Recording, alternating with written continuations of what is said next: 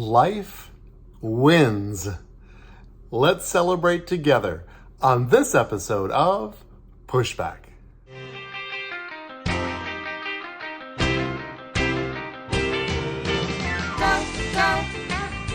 Go, Jonny, go, go. Go, Jonny, go, go. Go, Jonny, go, go. If you're concerned about the direction our culture is heading, then maybe it's time to push back.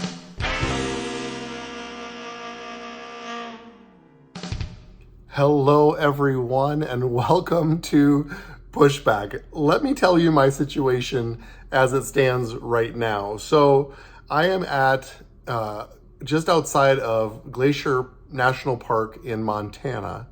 And of course, you'd think you would have learned your lesson by now. But as you know, as I've done these podcasts and have released these podcasts in the past, I've purposed to sort of wait somewhat till the last second, just in case something happens in this world, to record my podcast.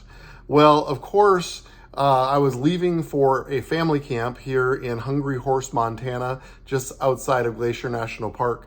And because of that, I recorded the previous week's podcast, and then I recorded the next week's podcast, knowing that I would be gone. Of course, we are driving after I finished doing 2 podcasts, driving in our car, heading out west, when we get the news that Roe v. Wade is overturned. You'd think I would have learned, like the biggest news that, as you know, if you've been listening to my podcast, this is the biggest news that I've been looking for since I started this and really for my adult life. And so my wife and I, we celebrated and we cried and we wept and we called our parents and we called our children and we declared in the Clausen household that this is now going to be a national holiday for us. And we talked and brainstormed about different ways that we can celebrate life on the very, very special day of in June 24th, 2022.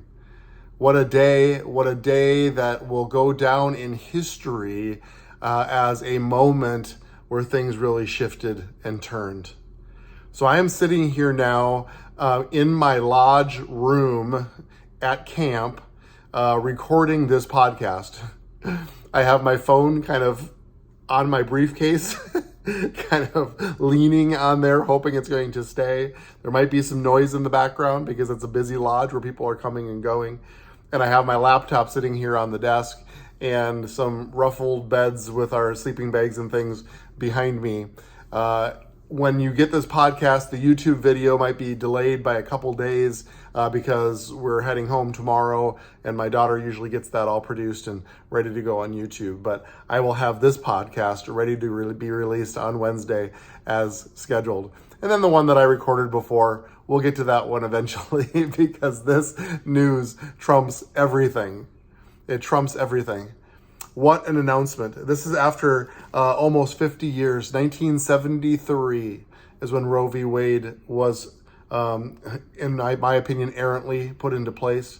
And there have been millions upon millions of lives lost because of it.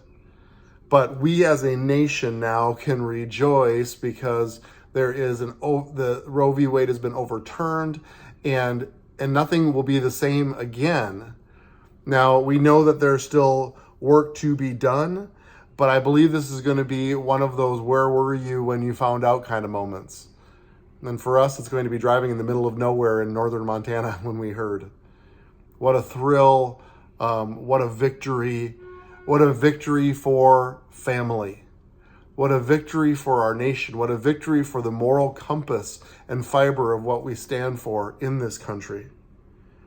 I do want to say, though, as a cultural reformer, as one who has been calling for this, that this is the starting line, not the finish line. It's super important that we understand that this is a time for celebration, but also a time for us to be sober, for us to be vigilant, for us to be strategic in what happens next. I'm at a family camp. It's called Revival in the Rockies, and there's just dynamic leaders. And of course, we've been celebrating this, literally celebrating this ruling because of the tremendous impact it just takes not only on our country, but in the heavenlies. And so I want to share a little bit about some of the things that have been talked about here, just in the heavenly realm. And I think the most important is sort of this understanding that this ruling is going to unearth, and it's going to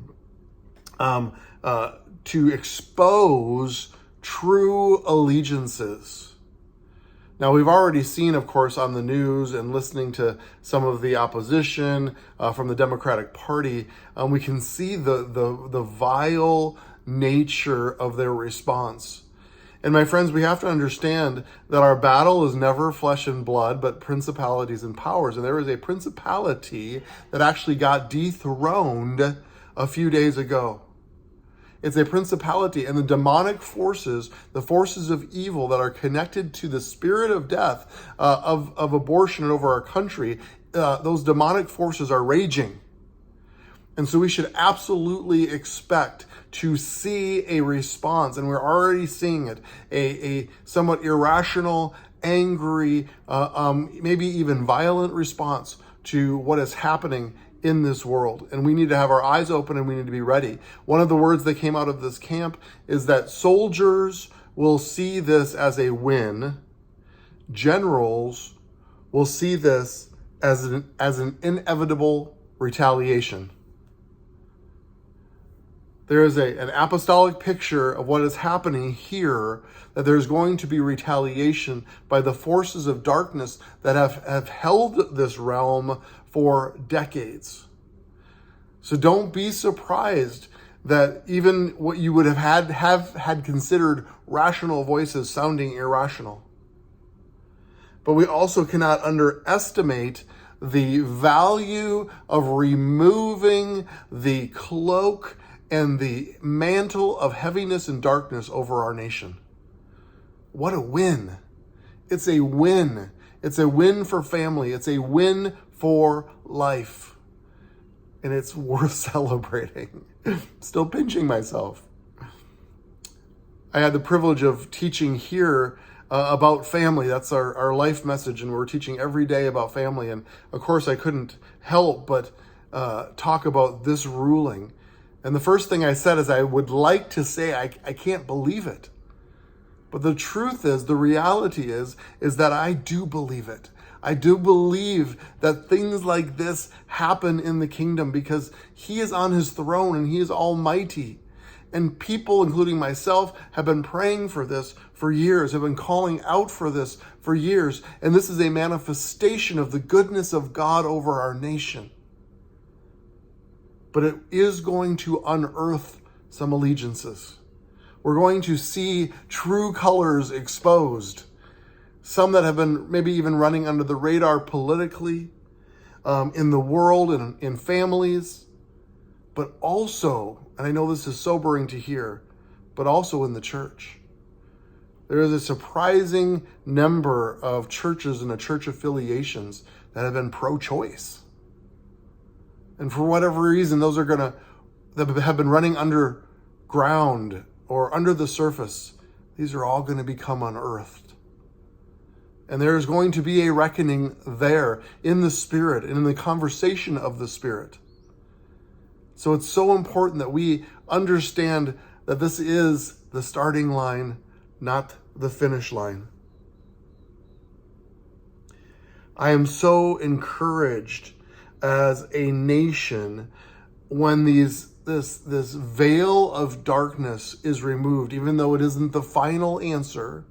And we know that only about half the states could have as much as a ban versus a limitation, and several, maybe even up to half the states, things won't change at all. I realize that. But when this cloak or this veil of darkness is removed, what I'm so hopeful about, what I'm so excited about, is that then we can see clearer as a nation. And we can see and we can feel the tangible goodness of God. His goodness. Only his goodness and his divine nature could have placed these dominoes in place, put them in place so that what we saw just happen a few days back actually happened. Let's just think about this. My family was actually, a couple of our children and my wife and I were actually at a Donald Trump rally in Bemidji, Minnesota. This when during his campaign, his last election. And he was there live and we were listening to him, and it's something that we will never forget. But it was at that campaign when there was a murmuring through the crowd and somebody finally yelled out to Donald Trump that Ruth Bader Ginsburg had just died. She had just died while we were at this rally in Bemidji, Minnesota. And it was shortly thereafter and through the administration of the Trump administration that these conservative judges, these constitutionalist judges were put into place. And I believe that by Donald Trump being proactive in getting these judges into the Supreme Court, that obviously this has made all of the difference. And I said it once, I'll say it again. I think history is going to show that Donald Trump, through the vaccine and through the placement of judges that have just overturned Roe v. Wade, he is going to save more lives of Americans than any president in history. I believe that's true. Then there had to be a groundswell of understanding and support, and even the option or the idea that something that had been in place for 50 years could actually be overturned. And it was. I'm pinching myself. I was going to say I can't believe it, but I do believe it. I do believe it. And I'm so grateful. And I am rejoicing, and I'm hoping that you are rejoicing with me. Now we have to remember that as this veil is lifted off of our nation and the nation is able to see clearer, that I believe there is going to be an affinity for goodness. I believe that this is a start of the affinity of goodness. If those of you who have been listening to my podcast faithfully throughout these past 2.5 seasons, you'll know that I did a whole series on William Wilberforce and how there was that eerie similarity between his movement to end slavery from the Africans in England and our fight against abortion. It's the civil rights issue of our time and the civil rights issue upon which history will judge us. And I remember William Wilberforce, his strategy, and I love this line, was to make goodness fashionable. To make goodness fashionable. And my friends, I believe that the overturning of Roe v. Wade is a start of that.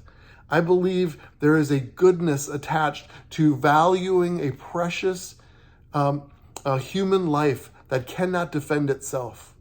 There is a goodness about that. There is a purity about that. And I believe that our country is shifting. And I believe that when this veil has been lifted, I think more and more people, I think the polls even are going to shift even in a greater way, will see that this feels right, that the sky isn't going to fall, and that these kids who are born are going to be cared for and taken care of, and there will be resources.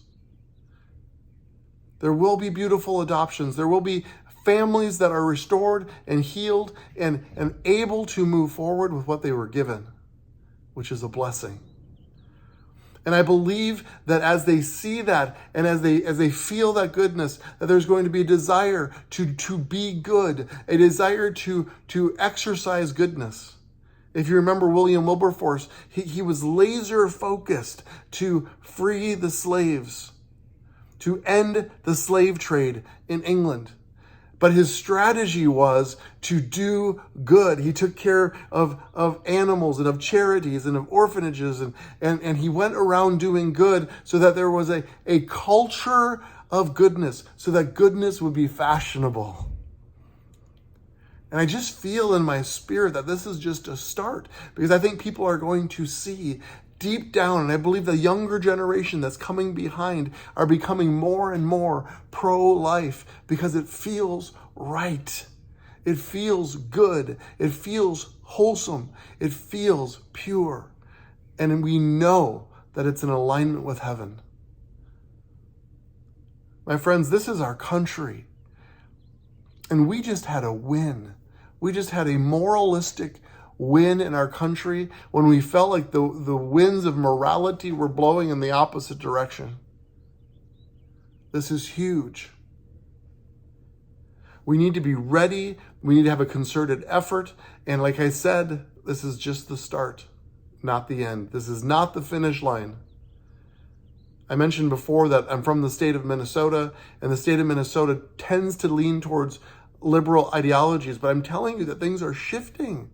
Things are shifting even in the governor's race that has now been called a toss-up. How exciting is that? In a democratic state, the race for governor is called a toss-up because people are unsatisfied. They're unsatisfied with a radical, liberal leaning headship and governorship over our state. And I believe that this abortion issue is going to be center of that. It's definitely going to be a campaign issue. There is no doubt about it. So I want to remind you in this podcast, real briefly and quickly, because this is going to be conversation now. And don't be surprised that people are going to engage you in cultural conversations regarding this topic. Like, how do you feel about it? What is your position on it? And you need to be ready with an answer, with a compassionate answer. And it's okay to quote scripture, but when you're speaking with a secular world who doesn't connect with Jesus or scripture, we need to be able to connect with them from a moralistic standpoint and be able to discuss this issue intelligently, compassionately, and with honor. And so I would like to remind you of the strategy that this topic is 100% about when does life begin. They're going to try to steer you away from that conversation, talk about women's liberties, talk about taking away contraception, talk about the other agendas that the GOP may have in this regard, and they're trying to steer you away from the only discussion that needs to take place. When does life begin? And when we challenge people and force them to give an answer, the problem for them is going to be is that everybody's going to answer a little bit differently. And if that's true, and if the answer is different for every person, then some people in that group are going to think that other people in that group are murderers. There's only one way for us to not be wrong about the question of when does life begin. And that's if we consider it at conception. It's the only way as a society we can be not wrong. We could never, ever make a mistake on the side of killing a human U.S. citizen life. And that's what it's all about. It's what it's all about. Don't let them dissuade you. Don't let them go on a tangent. Don't let them talk about anything else about other than when does life begin. It's the ultimate question. And we may not all agree on the right answer, but we know how we cannot be wrong. We will never be wrong if we say that life begins at conception. And that's what it's about. That's what it's about. And we need to always continue to talk about that. So stay focused, stay vigilant. This is a time to celebrate. But let's not celebrate long. Let's get back in the saddle and let's begin to work on this. It starts with your neighbors. It starts with your realm of influence. And then ultimately becoming involved even more on a national scale or a local or regional scale, because this is the civil rights issue of our time, period. We got a win. We got a win. I'm so excited.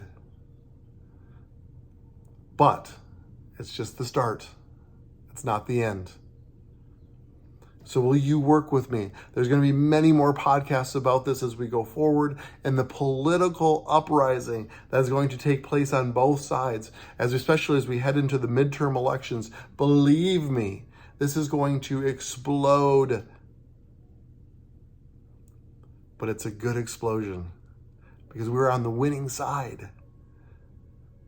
We are on the winning side. We are on the moralistic side. And we don't have to be angry. We don't have to be cruel. We don't have to be dishonoring. But we can sit in that place where heaven is smiling upon our nation, where there is now healing for our nation. I believe that. And as we move forward together, we can participate in the healing. I am so grateful that you listened to me again on this podcast. I when I pre-record these, it seems to always be a mistake. So I knew that no matter where I was here at camp, I needed to record this podcast so that we could celebrate together. I encourage you to go back and listen to my previous podcasts regarding abortion, because you know my heart in this. This is what has driven me. And I feel like we got to win. It's a start. So thank you for listening to me again this week, and be ready for much, much more. We are living in an exciting time because things are shifting. So exciting. So let's go together now to set and shape the culture.